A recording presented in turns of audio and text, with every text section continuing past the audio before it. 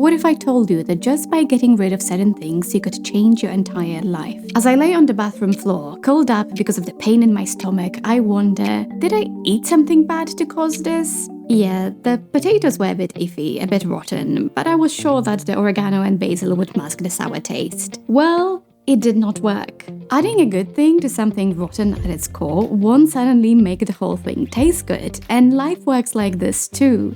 Sometimes removing the bad thing can be way more effective than adding anything else. This video is about all the rotten potatoes in my life and how I'm getting rid of them.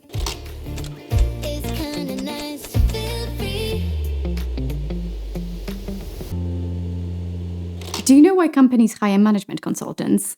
It's very often not because these consultants have some special know-how, but because companies want some external party to validate a choice that they made. Or if a strategy that they created does not work, they can say, well, sorry, we just did what those guys told us to do. Go blame them now. I feel like this is something that I've been unconsciously doing for years. For instance, when I picked the wrong university degree, I was like, it's the society's fault because they told me to go and pick a university degree before I was ready to pick anything. And then when I suffered from years of anxiety and stress, I said, well, it's genetics. I was born like this, instead of just doing something about it and getting help. But sadly, there is an expiration date on blaming others, the society, the economy for your choices and your mistakes. At some point, you got to own up to your own mistakes, acknowledge them, learn from them, and move on. Mistakes are a natural part of life. Instead of dwelling on them, we can only learn from them and use them as opportunities for growth. I've never seen any life transformation that didn't begin with the person in question finally getting tired of their own bullshit. It is also true that sometimes people mess us up. We can't choose where we start in life, and I know that many of us started in places that aren't really great, with no support, no security. But I think it's important to leave that in the past, to face your traumas, learn from them, but try not to carry that baggage with you for years to come. I think it's important to realize that at some point we are the ones responsible for our lives. I know that trauma isn't something that you can just decide to leave behind or get rid of. Sometimes it's part of who you are, even though you are doing the work. But I think it's important to try not to make the entirety of your identity, because you are so much more than what happened to you, and everybody deserves a chance to start over on their own terms. And I think you're doing great. If you feel like you grew up in a cultural or domestic context that isn't most favorable, there is this one metaphor that I really like. Imagine that you were given a garden, and in this garden there's loads of things. There's trash, there's toxic waste, there's weeds, but there's also beautiful flowers. The thing is, you can decide what stays in the garden. Maybe you can't choose what you got in the garden, but you can decide what stays, so you can progressively remove the toxic waste and the trash. You can get rid of the weeds, but you can leave and cultivate the beautiful flowers. It's your garden and you decide what stays in it. This is your life and you're at the steering wheel, not the passenger seat. So don't wait for somebody else to make the decisions for you. Make choices that align with your values and aspirations, even when it doesn't make sense to other people. I'm definitely talking to myself here as well. It's not the easiest thing to do, but it's the only thing that we can do. Live our lives the best we can and be responsible for the choices that we've made.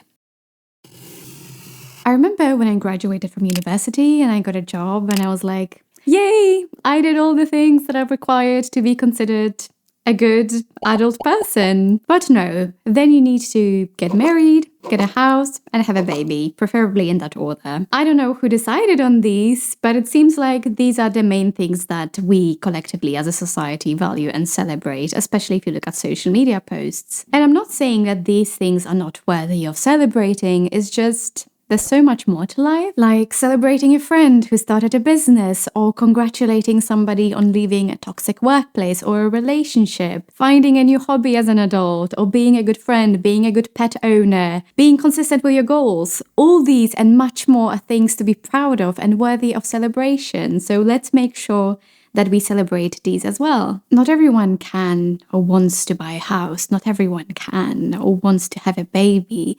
And that is a good thing. People should be free and self-aware enough to pick goals that resonate with them.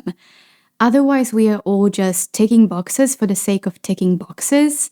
And half of us will be unhappy, and that wouldn't be great for anyone. With that said, I refuse to reduce my value to some artificial milestones that society enforced on me. When I joined a tech company, I learned about bugs, like not animals, but product bugs. Bugs are errors in the way that the product functions or in the way that it's designed. But what happens if product engineers can't fix a bug? Well, sometimes they call it a feature. It could be a feature that people don't necessarily need or don't necessarily like, but it's a feature nonetheless, and for that reason, no one can call them out on it. I found this logic somehow helpful when thinking about my physical features that I cannot change, but that I don't really like my height, for instance. I'm very short because I'm 1 meter 52 centimeters. It's always been a massive source of shame and stress for me. Even during sports classes, I had platform shoes. But well, I can't do anything about it, so I just need to do the work to accept it as part of who I am and stop trying to hide it, stop being apologetic about it. It's just part of my design. It's who I am, and that's just easier this way.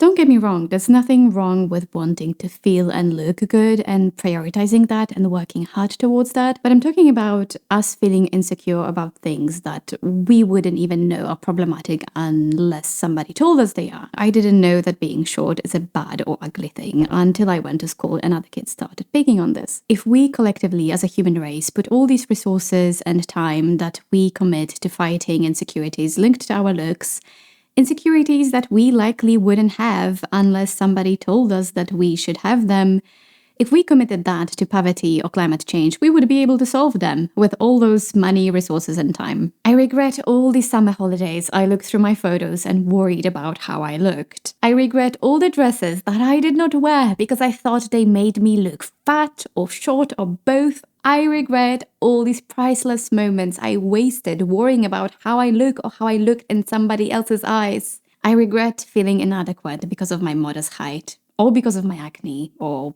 whatever else. I'm short, I don't have perfect skin, and I refuse to relinquish joy and happiness in life because of that. I refuse to be insecure about my looks because somebody tells me that I should be. I feel like time gets more and more scarce as I get older. No idea why. Like there is more to do or something. Take meditation, for example. I told myself that I will meditate daily for 15 minutes, which is not a lot. But it's been a massive struggle to get 1 week streak.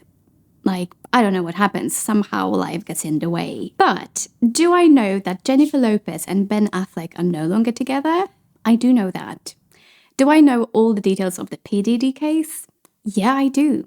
And that begs the question, why, if I don't have the time for my own shit, why do I have the time for other people's shit? Especially some famous people that I don't even know. Our attention, our time are used as resources that make some people extremely powerful and wealthy. Only they rarely use this power and influence for good causes. I think it's time that we realize that our attention, our time are precious non-renewable resources and not everybody deserves them.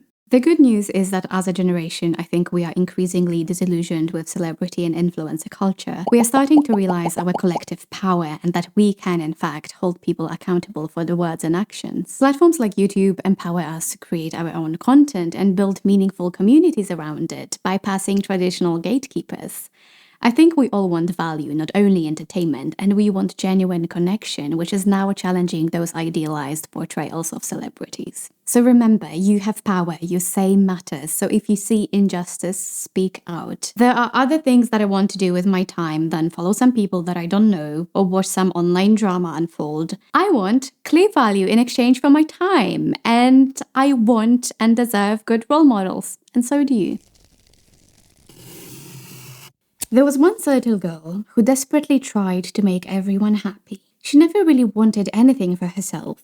She just wanted everybody to like her. But as she did spend all her time making everyone happy, she'd ended up alone, without any friends, and unhappy. So one day, she turned into a dragon and burned her village to the ground. The end. I feel like this is a story about so many of us. We are brought up to be good kids, good students, to race to society's expectations.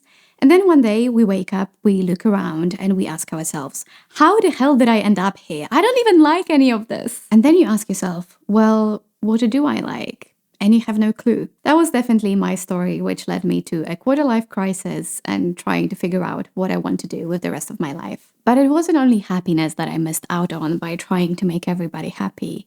I also worked very hard for the affection and attention of people who were not really supposed to be in my life. But I still tried to keep them there, no matter the cost, which meant that very often I gave my 100% to people who only gave like 10% or nothing at all, which led to one-sided friendships and heartbreak. People-pleasing has many complex reasons, but I think two most common ones are fear of rejection and low self-esteem. In my case, I think I had immense aversion to conflict, low self-esteem, and just need for approval. Today, I know that I would much rather be alone than compromise my values for other people or be with people who don't care about me. I do a lot of loving kindness meditation to teach myself how to speak more compassionately to myself and how to be kinder to myself. I also journal a lot for self-reflection to better understand myself and what I actually want and like in life. It's definitely work in progress. It takes a lot of courage to try to put it in practice, and I'm not always good at it,